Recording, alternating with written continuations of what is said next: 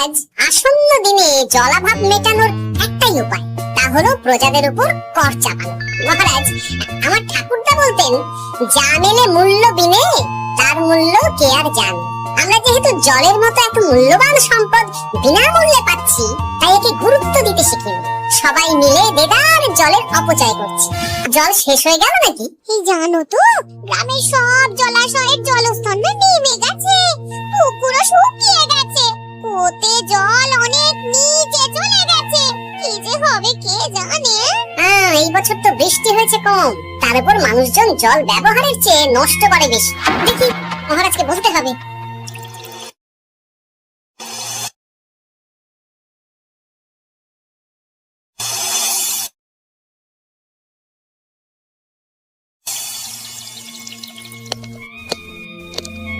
এই তো গোপাল এসে গেছে। শুনেছো, রাজ্যের সকল জলাশয়ে শুধু শুনিনি, চাক্ষুষ দেখেছি, আর এর কারণ ও তার সমাধানও ভেবে এসেছি মহারাজ। তুমি কি বলতে চাইছো সেটা বলো না খোলসা করে। মহারাজ, আসন্ন দিনে জলাভাব মেটানোর একটাই উপায়, তা হলো প্রজাদের উপর কর চাপানো। মহারাজ, আমার ঠাকুরদা বলতেন, যা মেলে মূল্য বিনে তার মূল্য কে আর জানে। আমরা যেহেতু জলের মতো এত মূল্যবান সম্পদ বিনামূল্যে পাচ্ছি, তাই একে গুরুত্ব দিতে শিখিনি। সবাই মিলে দেদার জলের অপচয় করছি। আমি এই অপচয়ের বিরুদ্ধে কর বসানোর পরামর্শ দিচ্ছি মহারাজ। জলের জন্য দেবে দাম, ছুটে যাবে কালঘাম। হ্যাঁ, যখনই জলের জন্য কর দিতে হবে, তখনই জলের অপচয় বন্ধ হবে। এতে লাভটা কি হবে গোপাল? মানুষ কম জলে কাজ করা শিখে যাবে। ফলে আগামী দিনে যদি জল সম্পদ কমেও যায়, এই কৃষ্ণনগরের প্রজারা আগে থেকেই তার জন্য প্রস্তুত হয়ে যাবেন। কিন্তু আমি আমার প্রজাদের কাছ থেকে জলের দাম নেব গোপাল? না মহারাজ, কর বাবদ যে অর্থ উপার্জন হবে, তার সাথে আপনার দান মিলিয়ে রাজ্যের মধ্যে একটা বিরাট কৃত্রিম জলাধার বানানো হবে। বাহ বাহ বাহ, যেখানে বৃষ্টির জল সংরক্ষণ করা যাবে মহারাজ। এতে সারা বছর ধরে আর কোনো জলের অভাব থাকবে না মহারাজ। গোপালের প্রস্তাব বড় ভালো লেগেছে। আগামী দিনে ইতিহাসে এই কর্মযজ্ঞের কথা লেখা থাকবে বলে আমার বিশ্বাস। আর তাই আমি গোপালকে এই মুহূর্তে 50টি স্বর্ণমোহর উপহার দেব বলে ঘোষণা করছি। সাধু সাধু সাধু।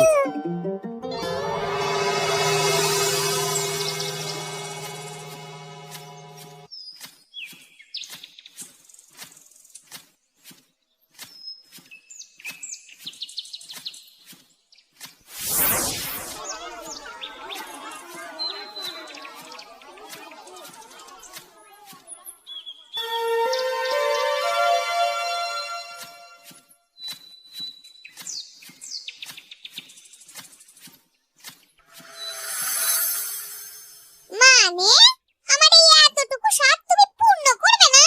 আমি কি নিজের জন্য চেয়েছি নাকি? সবই তো পাবে তোমার মেয়ে আর জামাই। হ্যাঁ, সে বুঝেছি গিন্নি, তাই বলে এতগুলো মুদ্রা আমি খরচ করতে পারবো না। পারবে না? আমি তাঁতির বাড়ি থেকে মেয়ে জামাইয়ের জন্য কয়েকটা শাড়ি আর ভালো পাঞ্জাবি কিনে একটু পাঠাবো। কিন্তু এখন আমার কাছে অত মুদ্রা নেই গিন্নি, পরে পেলে আমি ঠিক তোমার স্বাদ পূরণ করব। আবার বাজে কথা বলার জায়গা পাও না তুমি। এতক্ষণ কোথায় ছিলে গো? আমি বেলা নদীর পাড়ে গিয়েছিলাম, তখন কমলা আমাকে বলল তোমায় নাকি দেখেছে। কি দেখেছি?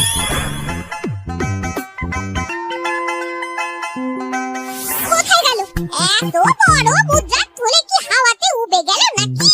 এই রে, কিছু মহা ঝামেলা। কখন কে যে গিন্নিকে খবর দিচ্ছে সেটা টেরও পাইনি। বলি মুখে কুলু পাটলে যে বড়।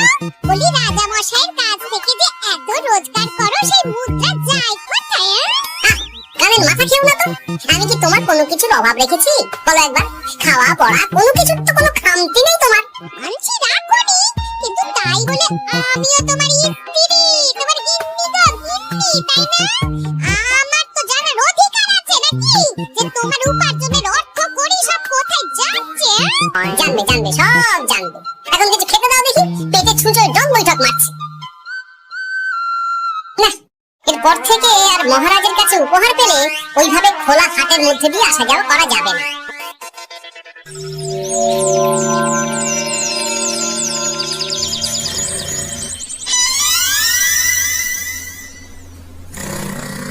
তোমার আর কোনো চিন্তা নেই গোপাল।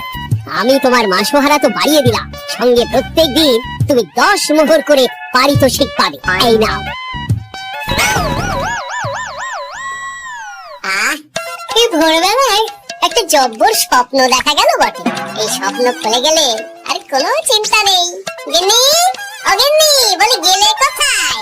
গিন্নি, সারা নেই। ও গিন্নি, রাগ করলে নাকি গো? আরে এসো এসো, এমন একটা স্বপ্ন দেখেছি না যে তোমার আর কোনো চিন্তা থাকবে না গিন্নি। মোহর আর মুদ্রা একেবারে ঝরে পড়বে গো।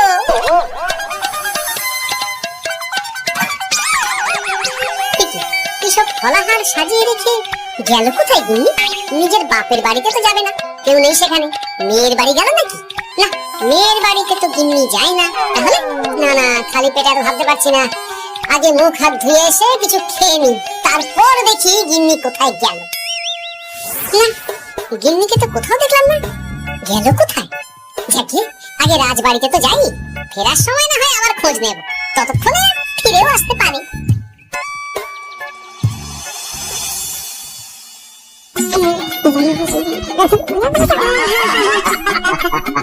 বাহ বাহ বাহ, একেই বোধহয় বলে সঙ্গগুণ। অনেকদিন এত হাসি নিয়ে। আরা বলেছেন মহারাজ, হাসি চেপে পেটে ধরছে কি কর্তার গিন্নিতে দেখছি রয়েছে অনেক প্রেম। কি গিন্নি, তুমি এখানে কি করছো? কি গোপাল, তুমি রাজসভায় এলে যে বড়? তুমি নাকি রাজসভার কাজ থেকে অবসর নিতে চেয়েছো। এই কথা কি বললো মহারাজ? এই তোরই বললেন। বলি আমি আবার কি করব? তুমি আমায় একটা কাজ দিলে আর সেটা আমি করব না বলো? আমি তোমায় কাজ দিলাম? কি কাজ? বাবা গোপাল, তুমি কি আকাশ থেকে পড়লে নাকি? তুমি তো তোমার গিন্নিকে বলে পাঠিয়েছো যে তুমি আর রাজসভার কাজে যোগ দিতে চাও না। তোমার নাকি আর কাজে মতি নেই, তুমি বিশ্রাম চাও। এই রে, গিন্নি দেখি ভয়ঙ্কর চাল দিয়েছে। আমার নামে রাজসভায় এসে এইসব বলেছে। তাই কথা ঠিকই গোপাল, যে তোমার অবসর গ্রহণের কথা শুনে আমি বিশেষ মনমরা হয়ে পড়েছিলাম। কিন্তু তোমার গিন্নি যেভাবে রাজসভায় হাসি মজা হুল্লোড় পরিবেশন করছে, তাতে আমার মনে হচ্ছে এই সাপে বর হয়েছে। এই বেলা যদি গোপালকে কায়দা করে রাজসভা থেকে তাড়ানো যায়, তাহলে আমার পথ থেকে বিরাট বড় একটা কাঁটা উপড়ে ফেলা যাবে। গোপাল গিন্নি সবার মধ্যে তুমিজের হাসি, তার জন্য রাজামশাই হয়েছে ভারী খুশি। হ্যাঁ গোপাল, তাই আমি ঠিক করেছি তোমার স্থানে আমি তোমার গিন্নিকেই বহাল করব। তোমার সঙ্গে ঘর সংসার করে ওর বুদ্ধি বেশ খোলতাই হয়েছে, সেটা বোঝাই যাচ্ছে। এছাড়াও আমাদের অনেক পরামর্শ দিয়ে সাহায্য করতে পারবে। তাছাড়া উনি মহিলা বলে অন্দরমহলেও যেতে পারবেন, রানীমাও খুশি হবেন বলেই তো আমার বিশ্বাস। এই গোপাল গিন্নি, তোমার এই কাজ করতে কোনো আপত্তি নেই তো? আপত্তি কেন থাকবে মহারাজ? আমি ধন্য আপনি আমায় এত বড় সম্মান দিচ্ছেন বলে। তুমি আমার কত বড় সর্বনাশ করলে গিন্নি। তুমি কিনা শেষে আমার চাকরিটাই খেলে। এটা গোপালের জন্য বড় ভালো হলো, তাই না? কোনো কাজ করতে হবে না, কিন্তু রোজগার আগের মতোই থাকবে। অবসর আর উপার্জন একসাথে। না হে গোপাল, তুমি আর এখানে কাঁচু মাচু মুখে দাঁড়িয়ে না থেকে নিজের বিশ্রামে ব্যাঘাত ঘটিও না। আমাকে সবার কাজ শুরু করতে দাও। যথা আজ্ঞা মহারাজ।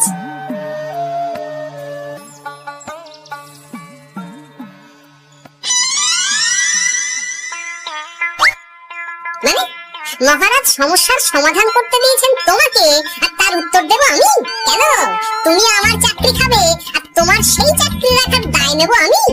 হ্যাঁ নেবে। মানে কাল রাজসভায় মহারাজের সমস্যার সমাধান করব, সেই মতো কথা দিয়ে এসেছি। হ্যাঁ, আগাম 10টা মুদ্রাও পাঠিয়ে এনেছি। তার থেকে তোমায় একটা মুদ্রা দিলাম।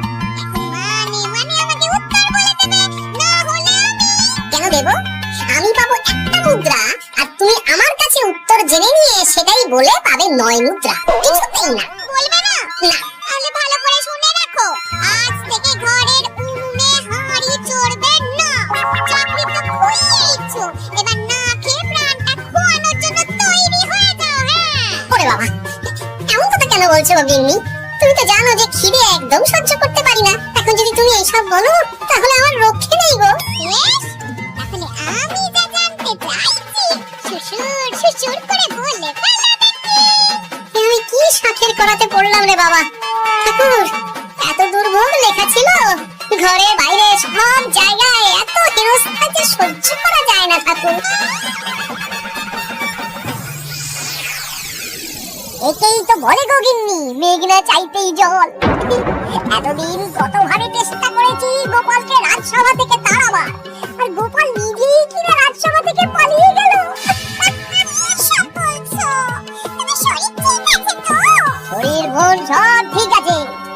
গোপালের বদলে কাকে বহাল করা হয়েছে শুনলে তোমার মাথা ঘুরে যাবে। গোপাল গিন্নিকে। আমার কিন্তু বিষয়টা খুব একটা সরল লাগছে না গো। গোপাল ভাই বুদ্ধি তো আজকে সে বুদ্ধি নয়। উনি যাই করে খুব ভেবে চিন্তে করেন। এই পেছনে আমার কোনো এটা তুমি মন্দ বলনি গিন্নি। গোপালকে নিয়ে সত্যিই কোনো বিশ্বাস নেই। ও কখন কি ঘট পাকাচ্ছে বলা যায় না। আমাকেও সাবধানে থাকতে হবে। দেখতে হবে যে গোপাল আসলে কি চাল চালতে চাইছে।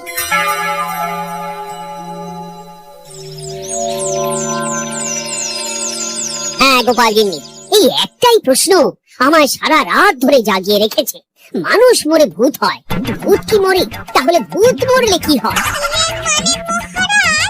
এই প্রশ্নের উত্তর আমার আজকে দিতে ইচ্ছে করছে না। আমি না হয় আপনাকে আগামীকাল এই প্রশ্নের উত্তর দেব, ঠিক আছে? গাছ থেকে পড়ে গেলে জাপতে পারে কালকে। আজকের প্রশ্নের উত্তর উনি দেবেন কালকে। না হে গোপাল গিন্নি, তা হয় না। এই প্রশ্ন আমাকে সারা রাত বিচলিত করেছে। আবার যদি আজকেও এই প্রশ্নের উত্তর না পাই, তাহলে তো আবার একটা নিদ্রাহীন রাত আমাকে কাটাতে হবে। মানে আমি বলছিলাম কি মহারাজ, গোপাল গিন্নি তো সদ্য এই কাজে বহাল হয়েছে, তাই তাকে তো একটু সময় দেওয়া দরকার নাকি? কিন্তু প্রশ্নের উত্তর না পেলে যদি মহারাজের শরীর খারাপ হয়, তার দায় কে নেবে মন্ত্রী মশাই? এখন আমি কি করব? এ তো মহা বিপদে পড়লাম দেখছি। আচ্ছা মহারাজ, ঠিক আছে ঠিক আছে, আমি এই প্রশ্নের উত্তর দেব, কিন্তু আমার না একটু সমস্যা আছে। খোলা হাওয়াতে গিয়ে না দাঁড়ালে আমার যে মাথা খোলে না, তাই বলছিলাম। তাই না হয় যাও, হাওয়া খেয়ে এসে মাথাটা খোলতাই করে নাও। কিন্তু এই প্রশ্নের উত্তর আমাকে আজকেই দিতে হবে। হ্যাঁ, এই যে কি সমস্যা, সারাদিন ঘরে বসে থেকে থেকে তো আমার সারা গায়ে বাদ ধরে গেল। সেই সকালবেলা আমাকে ফলাহার করিয়ে দিয়ে গিন্নি তো চলে গেছে রাজবাড়িতে চাকরি করতে। এদিকে আমার যে পেটে কিচ্ছুটি নেই, তার কি হবে? মহারাজ দোকানে গিয়ে যে ভালো মন্দ খাবো তারও উপায় নেই। তাহলেই তো গাড়ি গাড়ি খরচা। না, একবার দেখি তো উনুন ধরিয়ে অন্তত ভাতে ভাতটা চাপাতে পারি কিনা। তাহলে গিন্নির ওই হাড়ি না চড়ার হুমকির হাত থেকে অন্তত বাঁচা যাবে।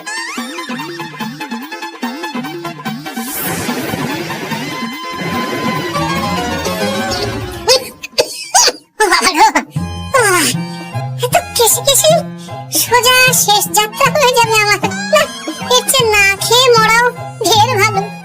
দেখি তুমি বাড়িতে কেন? এত হাঁপাচ্ছ কেন? সারে তাড়া করেছে নাকি?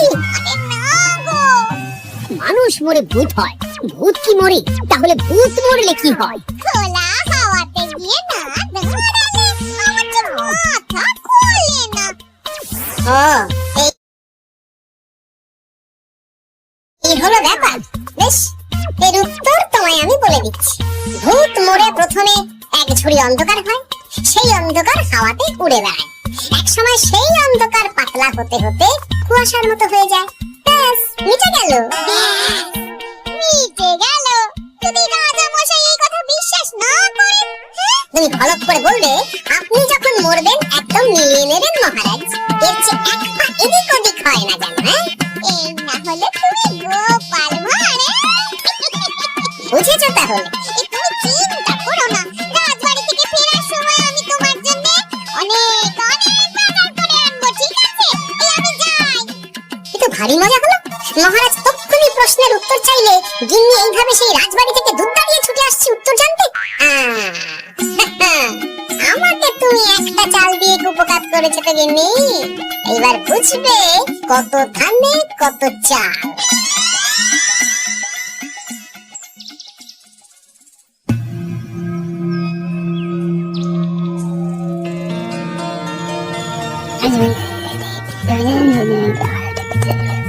বুঝেছিস তো তোর কাজটা? খুব বুঝেছি গোপাল দাদা। নে এবার লেগে পড় দেখি।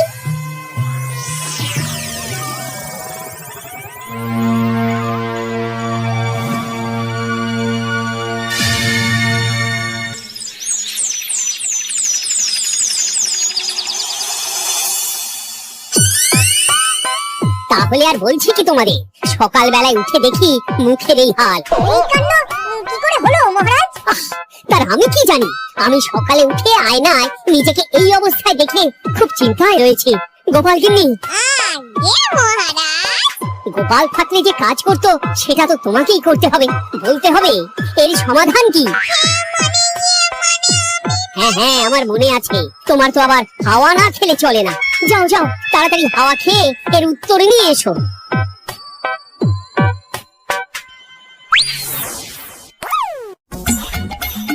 এই জন্য তুমি এত দূর ছুটে এলে গিন্নি? মহারাজকে বলবে যে তিনি যেন আজ রাতে চাদরটা মুখে ভালো করে মুড়িয়ে ঘুমান, তাহলেই মিটে যাবে, এই রং চলে যাবে, আর নতুন করে কিছু হবেও না। ও মা, বলে এত সোজা সমাধান? তা নয় তো কি?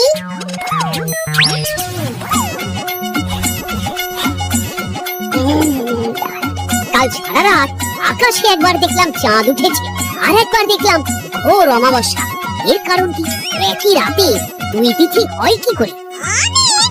আর একটা সমস্যা, হ্যাঁ, এটা আগে বললেই তো হতো মহারাজ।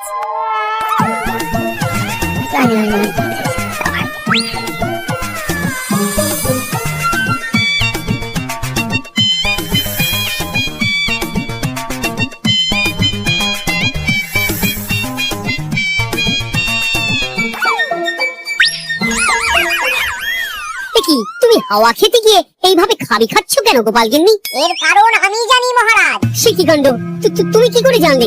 গোপাল গিন্নি মোটেও হাওয়া খেতে যায়নি মহারাজ, সে গেছিল নিজের বাড়িতে গোপালের কাছে আপনার বলা প্রশ্নের উত্তর জেনে আসতে।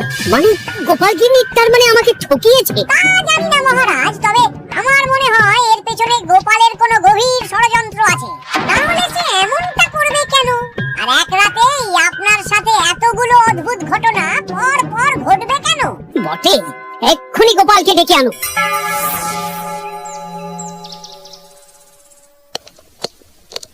না মহারাজ, আমি সত্যি অবসর চেয়েছিলাম, আর তাই আমার গিন্নি আপনার কাছে এসে বলেছিল। ওর কোনো দোষ নেই মহারাজ। না মহারাজ, আমি মিথ্যে কথা বলেছি। হ্যাঁ, উনি আপনার কাছ থেকে পাওয়া সোনার মোহর নিয়ে বাড়ি যান না, তাই আমি ওকে সাহায্য করতে এই ফন্দি করেছিলাম। আসলে মহারাজ, আমি আপনার কাছ থেকে পাওয়া সোনার মোহর জল প্রকল্পের কাজে লাগাবো বলে কিছু জনকে নিয়ে একটা দল গঠন করতে গিয়েছিলাম, আর তাদের কাছেই ওগুলো রেখে এসেছি। এটা যদি আমার দোষ হয় তাহলে আমি ক্ষমা প্রার্থী মহারাজ।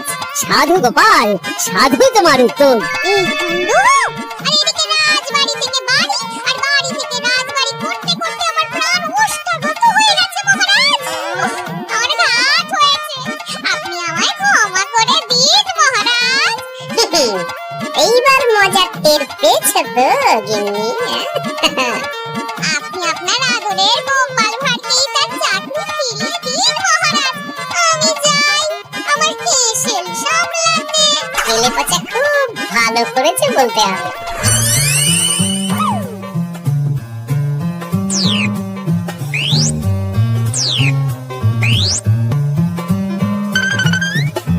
তবে মহারাজ, অমাবস্যা পূর্ণিমা সব আমার বুদ্ধিতেই কেলেপাচা করেছিল। আপনার এই মুখের রং, ওটি একটি বিশেষ রং, যার আয়ু একদিন, তাই ওটা এমনিই মিলিয়ে গেছে। হ্যাঁ, সেই বরং ভালো। তুমি তোমার গিন্নিকে নিস্তার দাও গোপাল, তাছাড়া আমিও আমার গোপালকে ছেড়ে আর থাকতে পারছি না। যথাজ্ঞা মহারাজ, আমারও যে আর এই অবসর ভালো লাগছে না মহারাজ। গোপাল ছাড়া রাজসভা গেলে